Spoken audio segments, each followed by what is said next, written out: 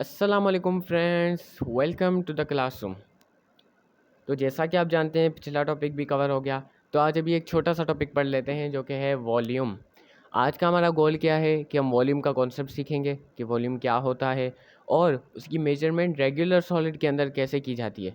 Regular solid क्या होता है, सब्र करें, आगे चलकर बताएंगे। सबसे पहले देख लेते हैं वॉल्यूम की डेफिनेशन क्या है। वॉल्यूम असल में है क्या, एक फिजिकल क्वांटिटी। आपने अगर मेरी फिज़िकल क्वांटिटीज़ की वीडियो देखी है, आपको उसके बारे में थोड़ा सा पता है, तो ड्राइव्ड क्वांटिटी में आपने वॉल्यूम का एग्जांपल देखा था। तो आज हम वही टॉपिक पढ़ने जा रहे हैं। तो वॉल्यूम क्या है, एक ड्राइव्ड फिजिकल क्वांटिटी आप लिख सकते हैं। A physical quantity that measures the amount of three dimensional space an object occupies. यहाँ पर एक छोटी सी बात ऐड करनी पड़ेगी कि सर आपको क्लासेस में बताया जाता है कि वॉल्यूम क्या होता है। कोई भी ऑब्जेक्ट जितनी जगह घेरता है उसको आप वॉल्यूम कहते हो, बिल्कुल ठीक है। दूसरी चीज़, वॉल्यूम क्या होता है, किसी भी जो कोई भी ऑब्जेक्ट है ना, उसकी जो अंदर की जगह है ना, उसको आप वॉल्यूम कहते हो, और ये भी बिल्कुल ठीक है। लेकिन यहाँ पर थोड़ी सी एक चीज़ ऐड करनी की है कि वो 3D की बात हो रही होती है वहाँ पर।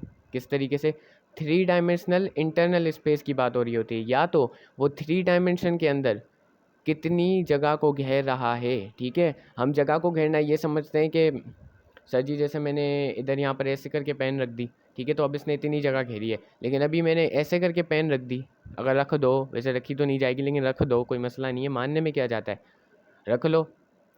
रखने से क्या हुआ, इसने जगह बहुत कम घेरी है यहाँ पर। तो हम कहेंगे इन दोनों का वॉल्यूम डिफरेंट है? नहीं, वॉल्यूम बिल्कुल सेम आएगा, बस यहाँ पर थ्री डायमेंशन को ऐड करना पड़ेगा। और थ्री डायमेंशन किस तरीके से, छोटा सा एग्जांपल, बिल्कुल घर में आप देखते हैं ना कि कभी कभी ऐसा कर दो, बाल्टी से पानी भरो, कोई बात नहीं, भर दो, या इमेजिनेशन में भर दो, भर दो, उसके बाद आप उसमें डाल दो ईंट।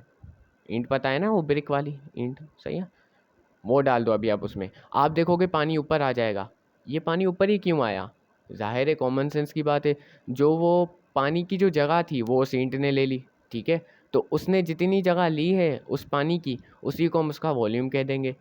लेकिन यहाँ पर जगह क्या हो रही है, यहाँ पर बिल्कुल 3D, मतलब उसके इर्द गिर्द सारी जितनी उसने जगह ली, उसको आप वॉल्यूम कंसिडर कर रहे थे। तो यहाँ पर भी केस कुछ सेम है। आपको पता होना चाहिए कि हमारी जो वर्ल्ड है वो 3D है, थ्री डायमेंशनल। आपको one dimension, two dimension, three dimension का फ़र्क पता होना चाहिए, बहुत आसान है, ठीक है। वन डायमेंशन आप समझ सकते हैं, सिर्फ जो एक सीधी रेखा हो, सीधी जो लाइन हो, उसको आप वन डायमेंशन कंसीडर करते हैं। और टू डायमेंशन कुछ इस तरीके के शेप्स होते हैं, जैसे रेक्टेंगल हो गया, स्फेयर हो गया, इसको भी आप टू डायमेंशन कह सकते हैं। क्योंकि ज़ाहिर है मैंने ये 2D बनाया है, लेकिन 3D में बनाने की कोशिश की है, तो आप इसको टू डायमेंशन कंसीडर कर सकते हैं। स्टडी के लिए हम 3D कंसीडर करते हैं। चलो अभी 3D इमेज बना के दिखाते हैं। वैसे पेपर में 2D ही बनता है, लेकिन 3D हमें कंसीडर करना पड़ता है स्टडीज़ के लिए, सबको याद करना पड़ेगा। चलो, 3D किस तरीके से, एक और आगे चलकर बात बताएंगे आपको, मज़ा आ जाएगा। अच्छा देखो, क्या ये 3D है? जी हाँ बिल्कुल है, लेकिन क्या सिर्फ यही 3D है? नहीं, आपके इर्द गिर्द आप जो भी चीज़ देखते हो वो 3D ही है, ठीक है। अब 3D क्या होता है वो आपको पता चल जाएगा, अगर आपको अच्छे से पता है तो तभी आप ये टॉपिक पढ़ सकते हैं, ओके। क्या आपका शेडो 3D है? शेडो 3D नहीं है, वो 2D है। क्यों? क्योंकि वो सिर्फ दो लाइंस को ही शो कर रहा है। देखें, तीन तरह की हमारे पास जियोमेट्रिक में, ग्राफ में तीन लाइंस होती हैं। एक होती है एक्स एक्सिस, एक होती है एक्स एक्सिस ये, और एक होती है वाई, और एक होती है जेड, ठीक है।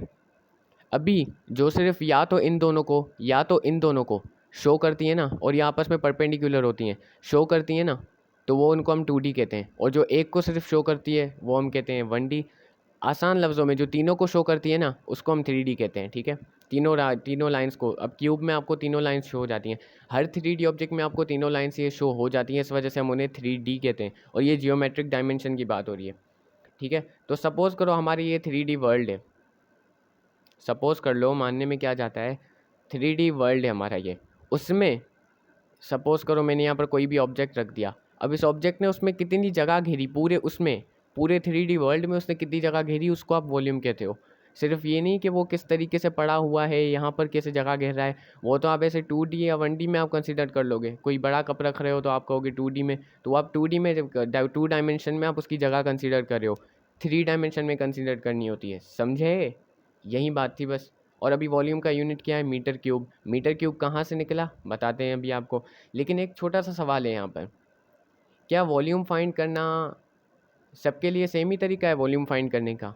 नहीं, वो शेप्स पर डिपेंड करता है, ठीक है। अभी यहाँ पर आपको मैं रेगुलर सॉलिड का भी कॉन्सेप्ट देने वाला हूँ, measurements of volume in regular solid. अभी रेगुलर सॉलिड क्या चीज़ होती है? देखें, a solid having fixed shape, जिसके पास जो शेप हो वो फिक्स, जो मतलब यहाँ से कहीं से मुड़ा टूटा या इस तरीके से ना हो, मतलब उसका शेप देखिए, जैसे मैंने क्यूब बनाया उसकी हर लाइन बिल्कुल आपस में बराबर है।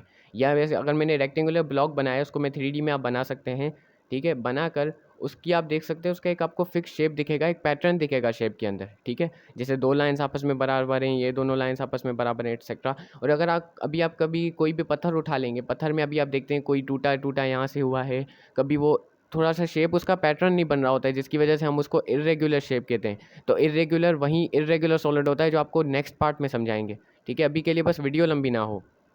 तो रेगुलर सॉलिड जिसके पास फिक्स शेप हो, समझ में आ गया। एग्जाम्पल ले लें रेक्टेंगुलर ब्लॉक, रेक्टेंगुलर ब्लॉक की बात हो रही है तो 3D में कंसीडर करो, ठीक है। सिलेंडर देख सकते हैं, क्यूब ये रहा, और यहाँ पर स्फीयर आप एग्जाम्पल में इंक्लूड कर सकते हैं, ठीक है। और एक और बात, जो वॉल्यूम है ना, वो सिर्फ हम 3D ऑब्जेक्ट्स का ही फाइंड कर सकते हैं, ठीक है। कोई ऑब्जेक्ट अगर 3D होगा तो उसका वॉल्यूम हम फाइंड करेंगे, ठीक है, क्योंकि वॉल्यूम है ही वो 3 डायमेंशनल स्पेस जो कोई भी ऑब्जेक्ट ऑक्यूपाई करता है, ये बात समझ लेना। अभी डिफरेंट डिफरेंट शेप्स के लिए डिफरेंट डिफरेंट फॉर्मूलाज है, लेकिन ये तीनों मेन यूज़ किए जाते हैं। तो अभी बता देते हैं, सबसे आसान वाला ये है, volume of rectangular block. Rectangular block से भी आप फाइंड कर सकते हैं, और क्यूब का भी आप इसी से फाइंड करते हैं, ठीक है, क्योंकि दोनों के शेप में इतना ज़्यादा फ़र्क नहीं होता, बस वो यहाँ पर दोनों साइड्स इक्वल हैं, यहाँ पर दोनों साइड इक्वल है, यहाँ पर हर साइड इक्वल है। तो आप देख सकते हैं दोनों में सिमिलरिटी शो होती है, थोड़ी बहुत होती है, लेकिन इस वजह से हम इसका फॉर्मूला भी सेम यूज़ करते हैं।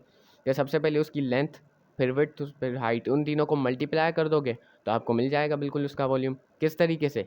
लेंथ आप ये कंसीडर कर लो जो कि मीटर में, हाइट आप ये कंसीडर कर लो जिसको आप हाइट में, ठीक है, कंसीडर नहीं करें मतलब होती ये चीज़ें, ओके।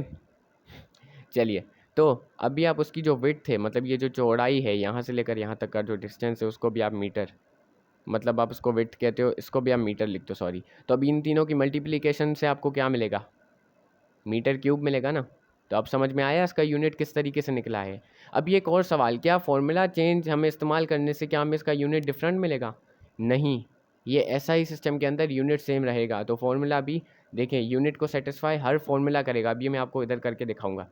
देखिए, इसका मीटर हुआ, इसका मीटर, इसका मीटर, इन तीनों को मल्टीप्लाई किया, मीटर क्यूब आ गया अपने पास इसका यूनिट।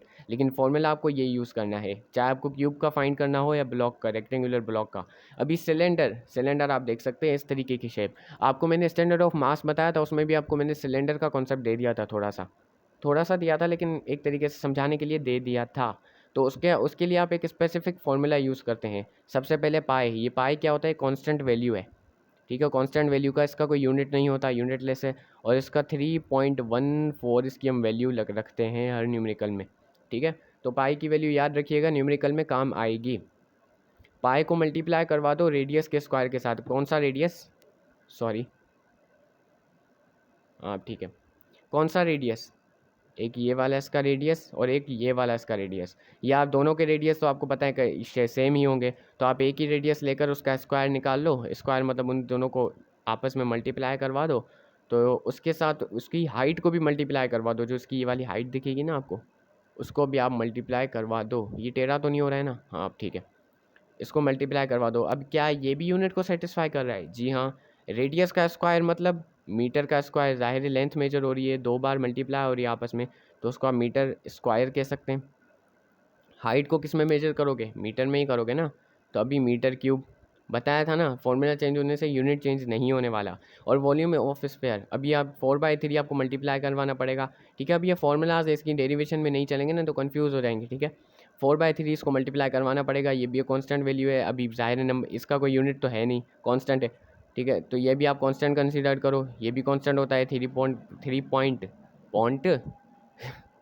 3.14 आप उसकी वैल्यू कंसिडर कर लो, ठीक है। अभी रेडियस का क्यूब आ रहा है। अब रेडियस का क्यूब मतलब एक रेडियस मीटर में हम मेजर करेंगे, तो 3 रेडियस मतलब radius into radius into radius, तो ये हो जाएगा मीटर क्यूब। देखिए, अब हर फॉर्मूला जो है वो इस यूनिट को सेटिस्फाई कर रहा है। तो सर जी, आज के लिए बस इतना ही, मिलते हैं नेक्स्ट वीडियो में। अल्लाह हाफ़िज़, अपना बहुत सारा ख्याल रखिएगा और अगले पार्ट में हम डिस्कस करेंगे इंशाल्लाह इर्रेगुलर सॉलिड और उसकी मेजरमेंट।